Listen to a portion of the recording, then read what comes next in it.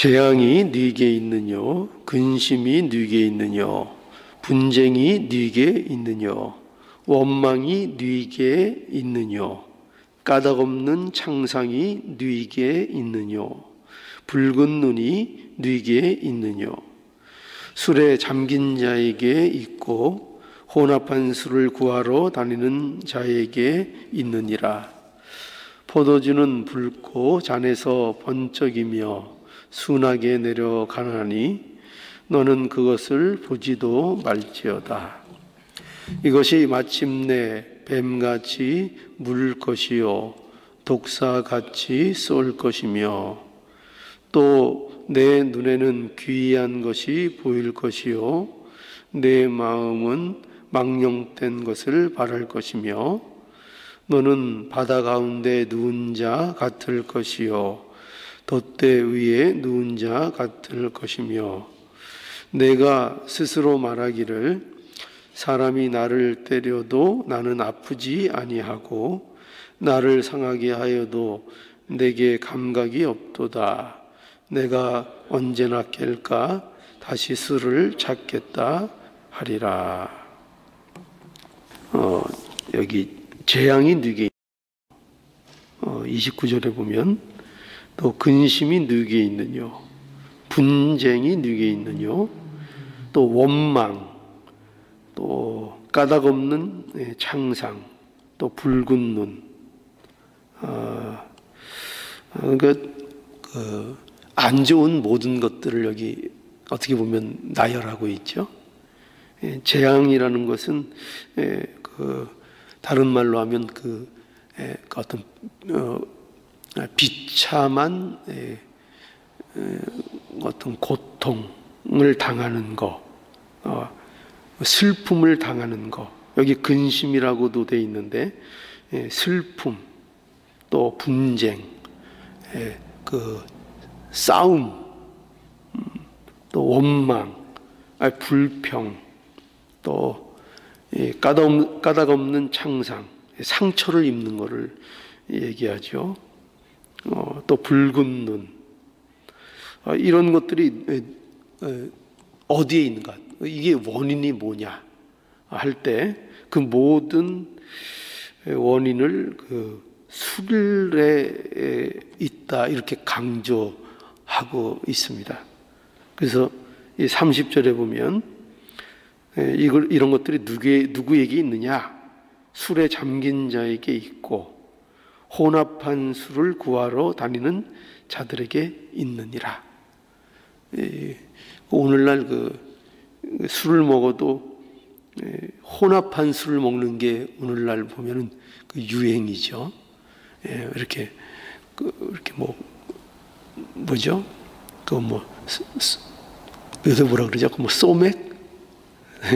소주하고 맥주하고 이렇게 적당한 비율을 섞어서 이렇게 또 그걸 조제를 잘 해야 된다 그래요. 그래서 하여튼 그게 유행인 것 같아요. 술을 즐기는 사람들은 그 술도 그냥 술을 안 먹고 이렇게 여러 가지 술을 혼합해서 그것을 즐긴다 이렇게 돼 있습니다. 그래서 여기 술에 잠긴 자, 혼합한 술을 구하러 다니는 자에게 이 모든 것들이 있다라고 해서 술에 대한 해악을 이제 강조하고 있는 것을 우리가 이 본문에서 이제 만나게 됩니다.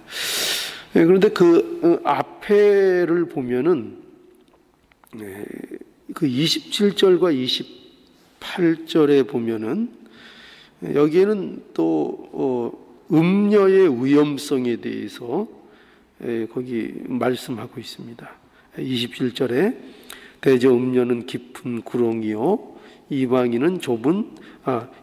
여인은 좁은 함정이라.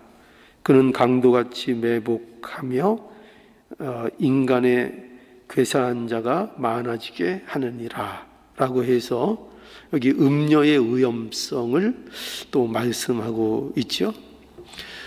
그래서 우리는 여기에서 무엇을 좀 생각해 봐야 되는가 하면은 이 술과 음녀의 공통점이 무엇인가 하는 것을 우리가 좀 생각해 볼 필요가 있습니다. 이 공통점이 뭘까요? 여기 잘 보면은 나타나 있는데 술과 음료의 공통점, 그게 뭘까요? 여기 보면은 어떻게 돼 있죠? 음료는 어떻습니까? 음료는 매력적이다고 볼 수 있는, 매력이 있는 겁니다. 매력적이다.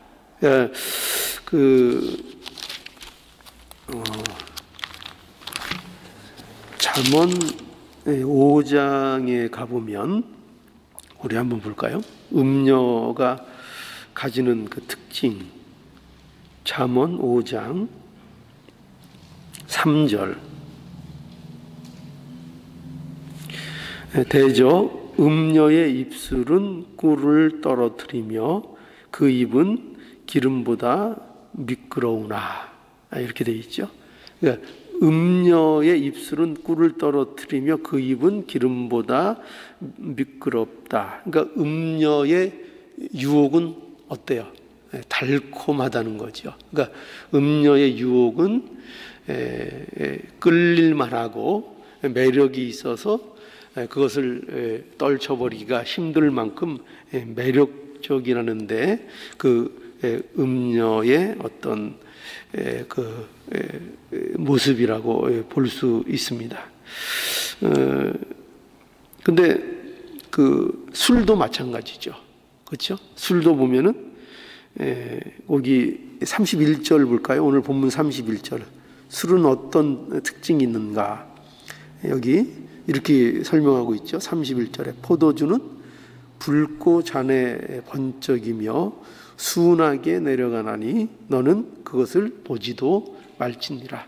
그러니까 보지도 말지니라. 왜 이렇게 강조하고 있는가 하면은 그만큼 이 포도주가 어떻다는 거죠. 이 술이 붉고 잔에서 번쩍이며 또 순하게 내려가나니 이것이 그만큼 인간에게 있어서 매력적이라는 거죠. 매력이 있다, 끄는 것이 있다, 이렇게 말하고 있는 것입니다. 이것이 어떻게 보면 술과 음료가 가지고 있는 공통점이라고 볼 수가 있는 거죠. 그러니까 그 유혹에 우리가 사람들이 많이 이제 넘어가게 되죠. 그리고 그것으로 인해서 가지는 또 하나의 이 술과 음료의 공통점이 있는데, 그것은 또 뭐냐면은 이겁니다. 위험하다 하는 겁니다. 위험하다. 그죠? 둘 다 공통점이 뭐라고요? 위험하다는 거죠. 그래서 음료도 여기 이렇게 표현되어 있잖아요. 그 27절에 보면 대저 음료는 깊은 구렁이요 이방 여인은 좁은 함정이라. 그러니까 빠지면 거기에서 나오기가 힘든 거죠. 그죠? 나오기가 힘들고, 또 28절에 그는 강도같이 매복하며 인간의 괴사한 자가 많아지게 하느니라. 그래서 음료는 결국 홀리는 사람을 어떻게 합니까? 결국은 사망, 잘못된 길로 가게 하잖아요. 실제로 우리가 가정사에 있어서도 이 남자가 음녀에게 잘못 빠지게 되면 그 가정에 어떤 불행을 겪게 되는 이런 일들이 있게 되는 것을 우리가 보게 되죠. 그러니까 위험하다, 이렇게 말할 수 있습니다.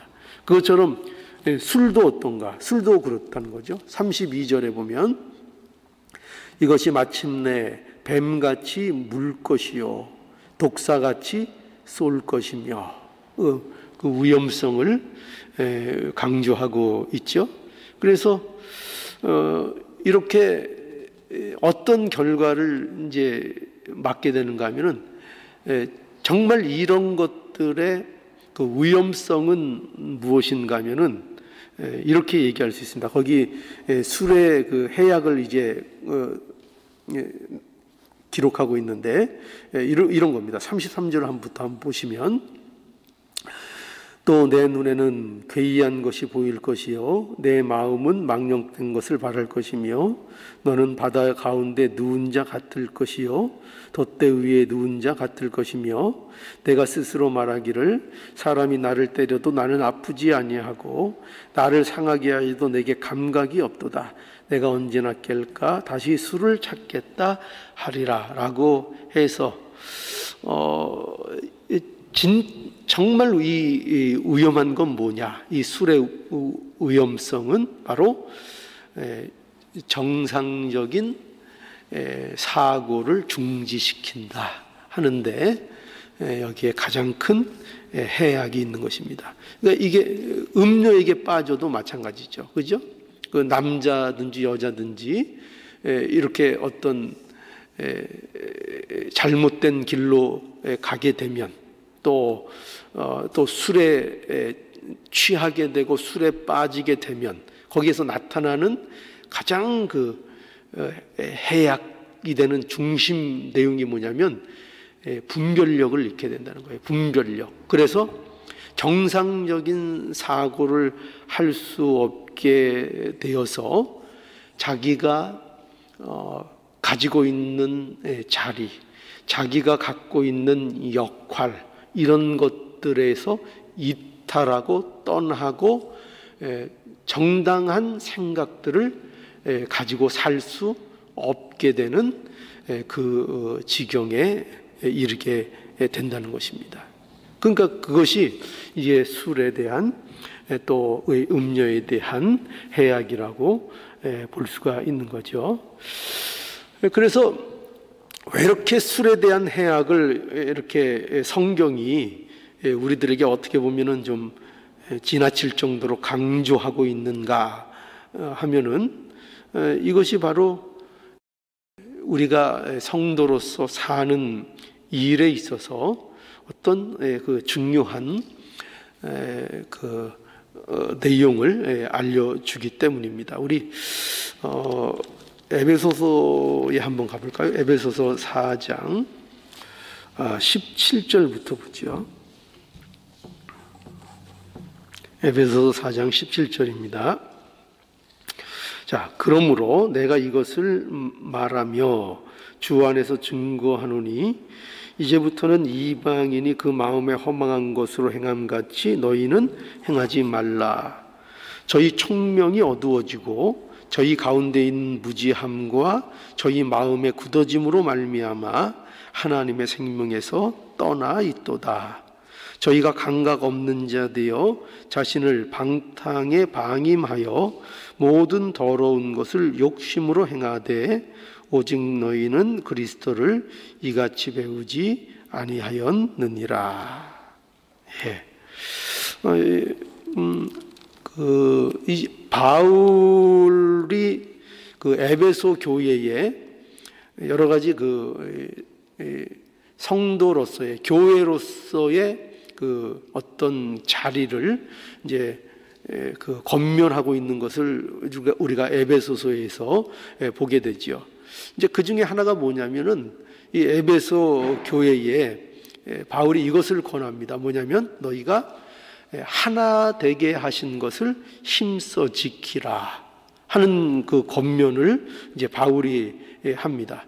그러니까 왜 이런 권면을 하는가 하면은 하나님께서 교회에 원하시는 거, 그러니까 성도들에게 원하시는 거, 그게 뭔가 하면은 모두 그리스도 안에서 하나가 되어서 그리스도 안에서 자라나기를 이제 원하시기 때문이죠. 그래서 함께 자라나기를 원하셔서 하나 되기를 힘쓰는 이 일을 통해서 결국 하나님께서 성도들을 통해서 이 일을 이제 이루어내시겠다는 거죠. 그래서 우리의 성도된 자들이 그리스도에게까지 자라나는 이 일을 우리에게 요구하고 계시고 그것이 우리를 부르신 그리고 하나가 되게 하신 하나님의 어떻게 보면 뜻이죠.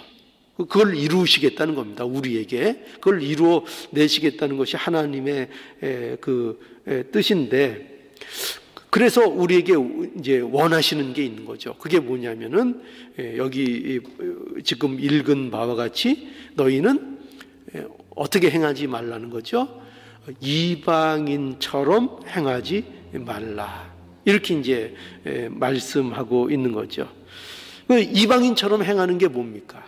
이방인처럼 행하는 것이 뭔가 하면은 이거죠. 하나님께 대한 감각이 없는 겁니다. 그러니까 여기 이방인이라는 것은 하나님이 없이 사는 자, 그러니까 하나님과 상관없는 자들을 여기 이방인이라고 우리가 말하잖아요. 오늘날로 얘기하면 불신자, 그렇죠?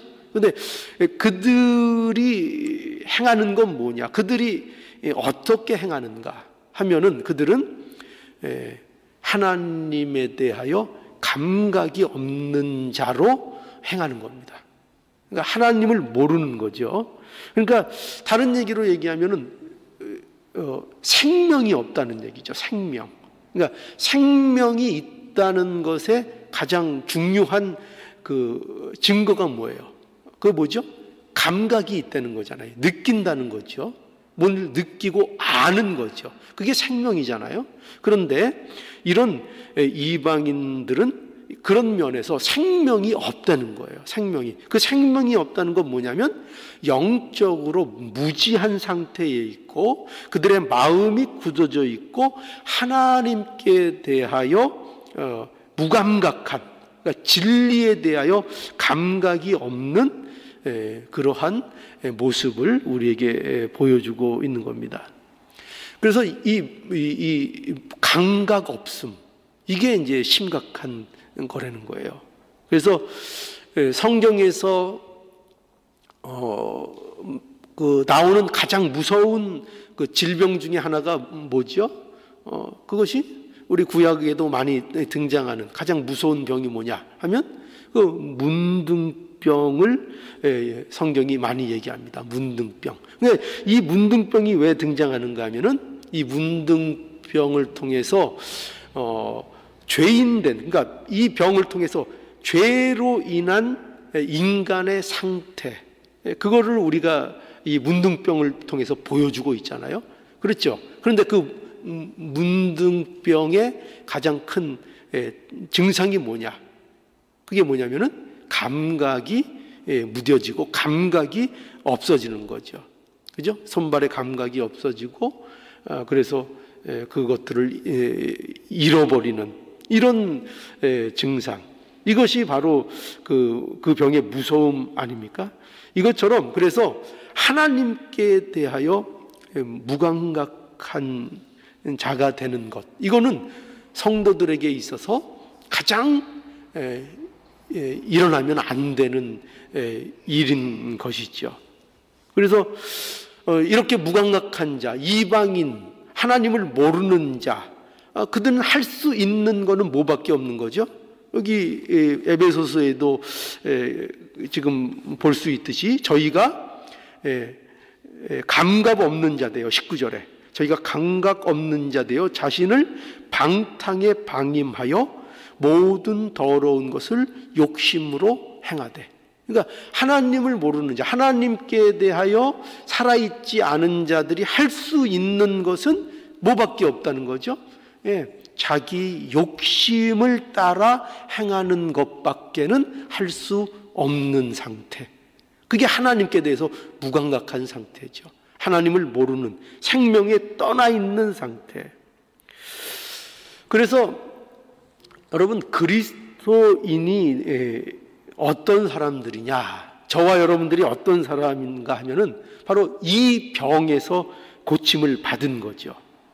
이 병에서 고침을 받은 겁니다. 그래서 그리스도인과 비그리스도인들의 차이가 뭐냐 하면 이 차이인 거예요. 생명이 있고 없고의 차이인 것입니다. 하나님을 아는가, 하나님에 대하여 살아있는가, 하나님과의 관계 속에 있는가, 그것이 그리스도인과 비그리스도인의 차이인 것이죠. 그런데 그럼에도 불구하고 보면은 많은 그리스도인들이 어떻습니까? 누구처럼 산다는 거예요? 이 감각 없는 자들처럼. 감각 없는 게 누구의 특징이라고요? 하나님께 대하여? 이방인들의 특징이에요. 하나님을 모르는 자들의 특징이란 말이죠. 그런데 그리스도인이라고 하면서 하나님을 섬긴다고 하며 우리가 교회에 다님에도 불구하고 이런 사람들이 많다는 거예요. 어떻게 살아요? 그리스도인이 아닌 것처럼, 하나님을 모르는 자처럼 하나님에 대하여 무감각하게 사는 사람들이 많다는 것입니다. 그래서 무엇을 망각하는 겁니까? 자신을 망각하는 거죠. 내가 누군가, 그리스도인이 누군가를 망각하고 사는 이 일에 대해서 이제 성경이 우리에게 경고하고 있는 것입니다.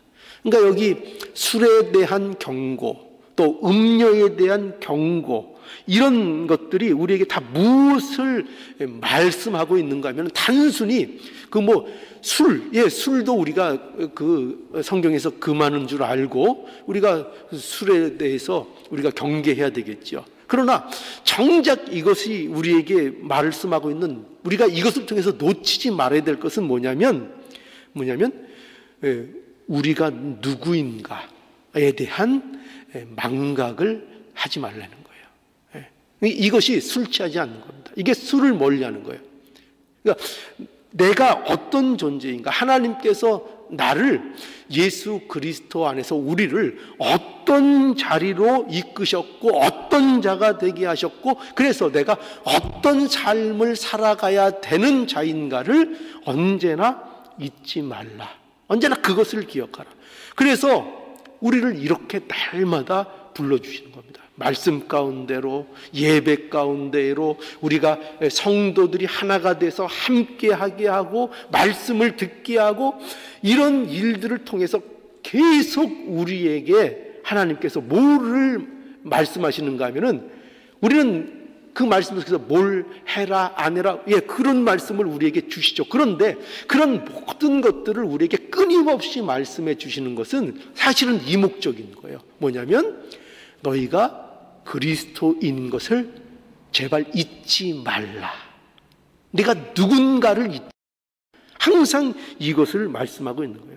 그래서 사실 이렇게 새벽 예배도 나와서 성경 말씀을 듣고 예배를 드리고 기도를 하고 하면서 우리가 이 사실을 다시 우리 속에 확인하고 찾고, 내가 하나님의 자녀고 그리스도인이라는 것을 다시 한번 확인하고 마음속에 새길 수 있으면, 사실은 이 예배가 하나님 앞에 기쁨으로, 어떻게 보면은 성공적인 예배라고 말할 수 있는 것입니다. 그러니까 항상 우리는 이 일을 잊지 말아야 되는 겁니다. 그래서 우리 자주 보는 말씀이지만 또 술에 관련되어 있으니까 또 이 말씀을 한번 또 짚고 넘어가죠. 에베소서 5장 18절에 우리 너무나 그 유명한 말씀을 한번 확인하죠. 에베소서 5장 18절. 자, 우리 함께 읽어볼까요? 18절입니다.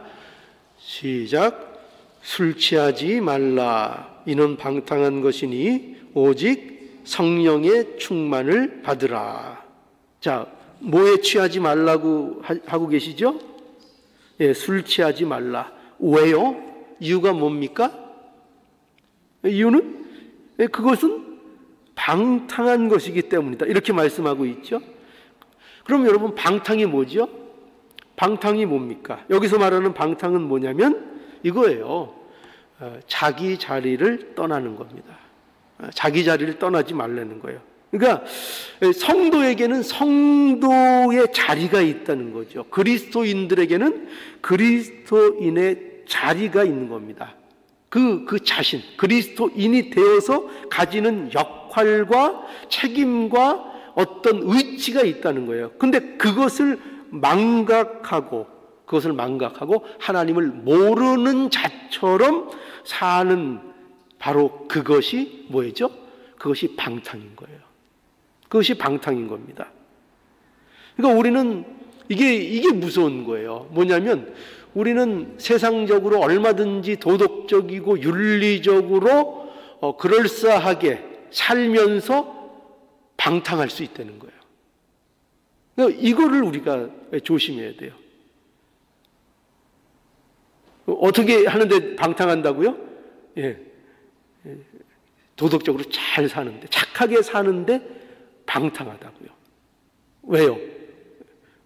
그리스도인의 자리를 지키지 않기 때문에 그렇게 된다는 것입니다. 그것이 방탕이라는 것이에요.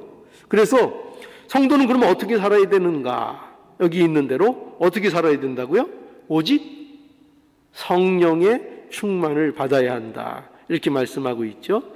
그래서 성령의 충만을 받아야 한다는 것은 성령에 의해서 인도함을 받아야 한다는 거예요. 성령에 의해서. 그러니까 성령 충만이라는 것은 무슨 성령이 물처럼 내 안에 뭐 이렇게 10%가 차고 20%가 차고 30%가 차고 아니면 100%가 차고 이런 식으로 이해되는 것이 아니라, 여기 성령의 충만을 받으라는 것은 성령에 의하여, 그러니까 성령에 의하여, 그러니까 성령에 의하라는 건 뭐예요? 뭐에 반대되는 말이겠죠? 내 마음대로의 반대인 거예요. 내 생각대로의 반대인 거예요. 인간의 뜻대로의 반대가 뭐냐면은 성령에 의하여, 그러니까 내 마음대로 살지 않는 것을 얘기하는 거예요. 그러니까 그럼 뭐로 살죠? 하나님의 말씀에 따라서 자기의 자리를 지키는 것으로, 그리스도인의 자리를 지키는 것으로 살아가는 것, 이게 성령의 충만을 받는 거예요. 그러니까 우리는 성령에 충만하면 정신을 잃고 이상한 일을 하고 막 넘어지고 이런 것들을 성령의 충만을 받았다 이렇게 오해하고 그렇게 자꾸 가르치는 사람들이 많이 있는데, 그걸 얘기하는 게 아니에요. 성령의 충만이라는 것은, 성령의 충만이라는 것은 분명히 아는 거예요. 분명히 아는 거. 뭘 분명히 아는 거죠?